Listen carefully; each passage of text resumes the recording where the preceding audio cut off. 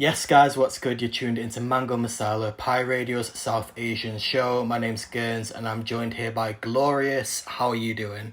I'm all good, man. Yourself? Good, yeah. Just discussing before. Bit tired, but I was saying on your end, you've got the setting exactly how we want it, so Prepared. it's vibes. Prepared, yeah. I appreciate that. It's making putting me to shame. I've just got like boring office You're good. environment. You're good, man. You're good. Thank you. I appreciate you Yeah. having me as well, man. No, thank you for taking the time to speak to us. So, before we get into the main topic of today, which will obviously be your latest album, do you mind just telling us a little bit about yourself as an artist? So, of course, I got by the name of Gloryuss, recording artist, songwriter. Been doing music for a few years now. I play with a different range of sounds, to be fair. But predominantly, I do like to dip more so in the garage slash kind of dance world, more so recently. So that's really like kind of the lane that I'm trying to occupy and trying to own in our scene at the moment. Um, but yeah, fresh off the album last week and just raring to go now, man. Gonna push this all the way. So let's just get straight into the album then. So Natanavā, is that the correct pronunciation? Yeah, yeah, you don't go Yeah, there. Yeah, Natanavā, yeah, yeah. Which, thanks to the little interlude from Jeevan on the album, I know means dance. Oh, yeah, So yeah, thank you for that. yeah. I think throughout the whole album, I think it's 6 tracks, right? And I think throughout each one, it is six, isn't it? Or is it It seven? is 7 tracks. I put out Seven. 2 singles and then yeah, so it's 7 altogether. Yeah. But all of them are sort of like different dance vibe, but then you also go into different genres. So you've got bit of garage, obviously, like you said. You've got like a bit of like Afro beats, a bit of more like veering towards house sort of thing, I would say as well. So why was it that you were like, I want to power an album that has dance as the main focus of it? I mean, I've always had like a idea that I've been playing about with to do just like maybe like a full on kind of dance album where maybe I'm not like kind of rapping as much as like deeper content and just kind of making stuff where like I can evoke a certain emotion and feeling from listeners. At the end of the day, especially these days, moving forward, like what inspires me with music is kind of making stuff that I would want to listen to, and kind of like get into the mindset of I want to make people feel a certain type of way.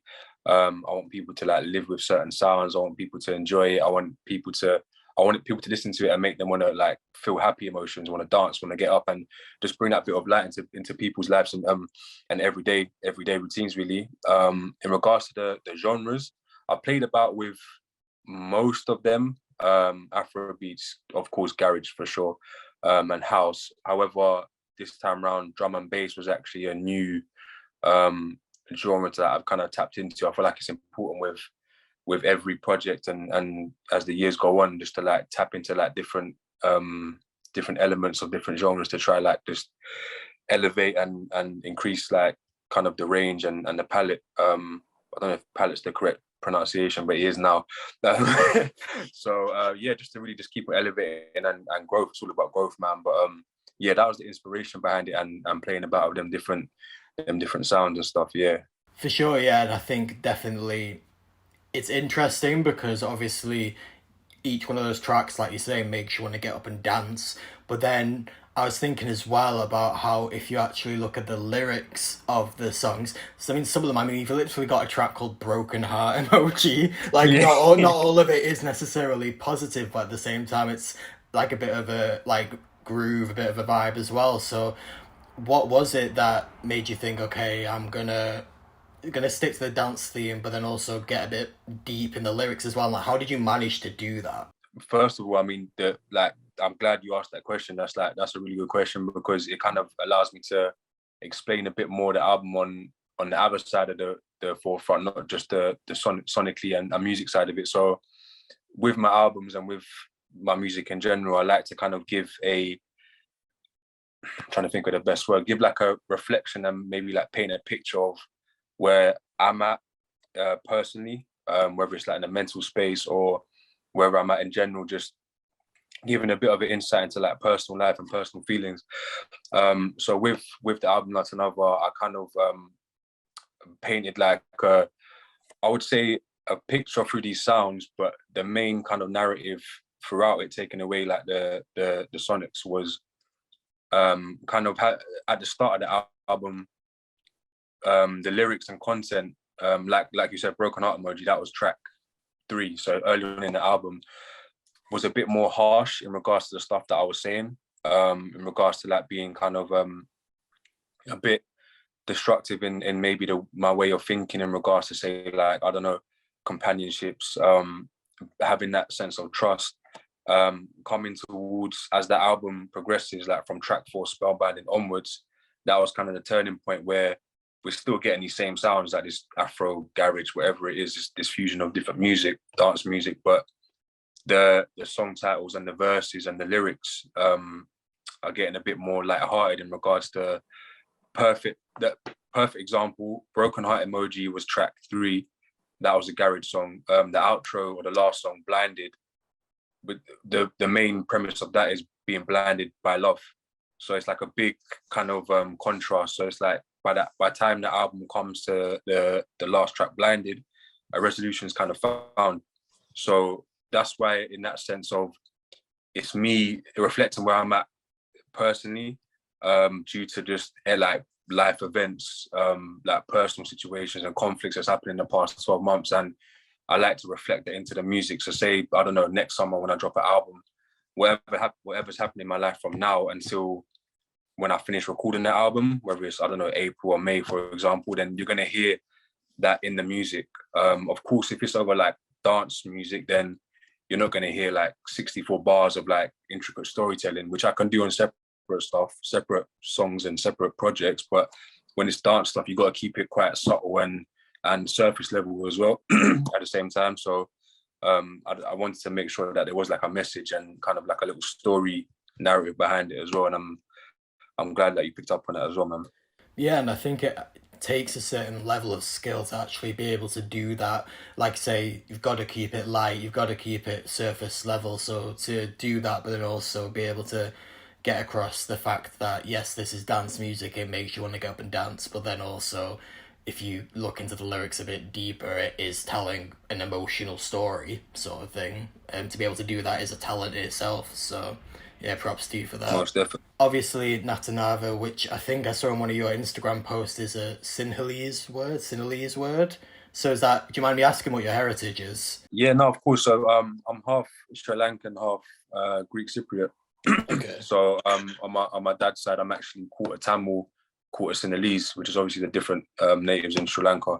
Mm-hmm. In the past, like, I mean, I've integrated a bit of Tamil, speaking on a drill song called Hat Williams featuring Taxaven that I dropped last year. However, I have to admit, I'm not like really fluent in these other languages. So if I could do a little bit of research and a bit of like help from family and integrate that in music some way, then I'm getting there. I'm getting there. But with Natanavā, it's actually a Sinhalese word, which translates to the word dance. That simple as that. I want to make it very just like bold, one word, integrate my kind of background and culture into it as well, which is a nice touch. And yeah, that was the reason behind it. Yeah, no, because I figured, like, because obviously I'd seen you been getting like plays on like Prit and Jeevan's show on BBC Asian Network, and I was like, okay, well, yeah, shout out to both of them. But like, I figured, like, okay, if you're getting played on that, you must be like somewhere in like in southern India, that kind of area, sort of thing. But yeah, I mean, you kind of answered what I was gonna ask anyway. But I was just, my bad, sorry. No, it's fine. But like, so why now, I think is what I was gonna say. So like, obviously, like you say, you've touched a bit on your culture in the past, like here and there in a few songs. But correct me if I'm wrong, but this is the first project where it's actually got a non-English title as a project sort of thing. So what was the reason for, besides just wanting that one word, that one bold statement, what was the reason for thinking, now is the time that I want to actually, because I think when you do that as well, you're fully putting it on the table, like, this is part of who I am, sort of thing as well. Mm-hmm, mm-hmm. No, of course, and even sometimes it can be a bit risky as well. I mean, like, it would have been easy to do like put like an English title for like, for instance. I mean, like when sending out music to, like, I don't know, to playlist or radio or something like that, sometimes it might, I don't know, it could turn people off. But when kind of starting music, like my career, like I dropped my debut album 2 years ago, I always said to myself that I want to kind of integrate as much of me as I can as possible, especially like culture and heritage wise.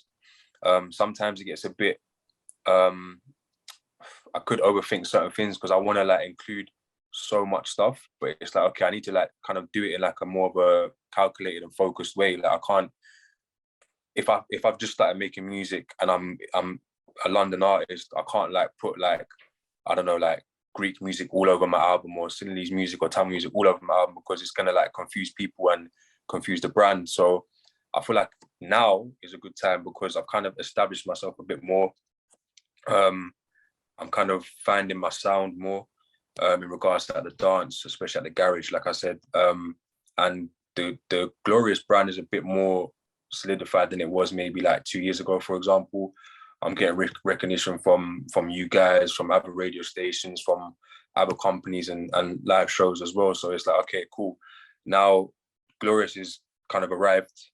Now I can slowly like give a bit more of myself and my culture. I mean, debut album Divine, I started off the album with Greek music, which was actually my nan's music on my mum's side, because she used to sing as well.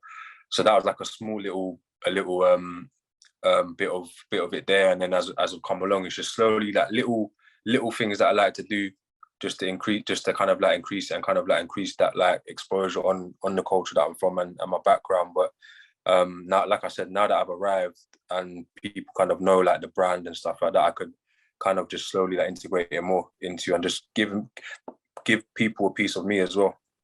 Yes, that's really nice as well. It doesn't sound like any of it is like forced. You know what I mean? Like, I think there can be pressure, particularly for artists that aren't definitively British or English, to the the not British or English part is sort of, it can sort of be seen as something that kind of makes you stand out, which is great, but then also it's tempting to sort of lean into that and let that completely define you, which sometimes leads to people kind of pushing on it a bit too hard almost, and it almost feels like it's being forced. But what you've described sounds very much like when it feels right, just dipping into different bits, and especially with someone like such like a mix of heritage that you've got as well. Now that sounds really good. Exactly right. Exactly. Sometimes it's a bit more difficult when it's such like a mixed heritage, to try like integrate like different things and like causing confusion for listeners and stuff like that as well. So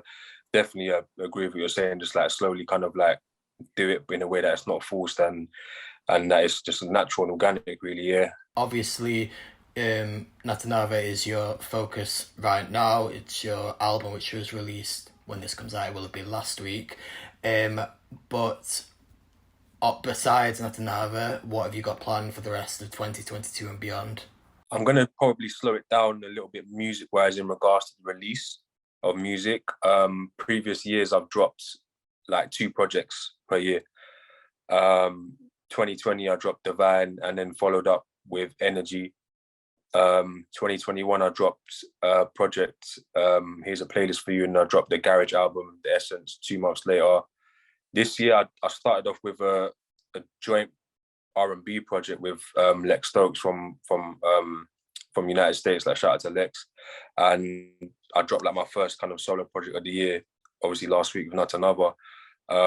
For me now, rest of the year is just literally just focused on pushing this album, pushing it out there, making sure that people are like kind of like really taking it in and recognizing the work that I put in on it. Of course, live shows. I'm gonna try to get into more shows and kind of just like showcasing it, obviously in one way through putting it out is one way, but then showcasing it like during live formats as well is like bringing it to life even more. So right now, the rest of the year is really just on the album. Rounding things off, do you mind just telling us where's best to find you on socials? Yeah, of course. So it's Gloryuss _ on pretty much all socials. So it's spelled GLORYUSS _ Instagram, Twitter, TikTok's just Gloryuss. So yeah, you can find me on there. Spotify is Gloryuss. Yeah, that's pretty much it, man. Sweet. Thanks so much for taking the time to speak to me. I appreciate the support. Thank you.